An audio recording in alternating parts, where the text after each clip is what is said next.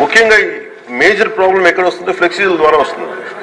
ఫ్లెక్సీలు ఎలా ఉన్నాయంటే ఒక చిన్నపాటి ఫంక్షన్ వస్తే ప్లస్ ఫ్లెక్సీ, ఇంకోటి పండగ అంటే ఇది ముఖ్యంగా పొలిటికల్ ఫంక్షన్స్ ఆర్ సినిమా.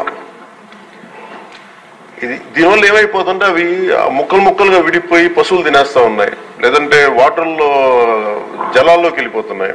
ఇది ఒక పెద్ద ఇష్యూ అయిపోయింది. అందుకని మీ ద్వారా గౌరవ శాసనసభ్యులు కూడా ముందు గౌరవ ప్రజాప్రతినిధులు కనుక నిజంగా కొంత పాటించగలిగితే, అంటే ఫ్లెక్సీలు కూడా బయోడిగ్రేడబుల్, ఒకసారి ఫ్లెక్సీలని గత ప్రభుత్వం కూడా బ్యాన్ చేయడానికి ప్రయత్నం చేస్తుంది. అది ఒక ఎంప్లాయ్మెంట్ ఇష్యూ అవుతుంది, చాలా మంది దాని మీద ఆధారపడిన వ్యక్తులు ఉన్నారు. అందుకని బయోడిగ్రేడబుల్ ఫ్లెక్సీస్ ని ఎలా తయారు చేయాలని కూడా ఒక ఆఫీసర్స్ కూర్చొని దాని మీద ఒక చర్చ జరుగుతుంది. దాని మీద ఒక పాలసీ రూపొందించబోతున్నాం.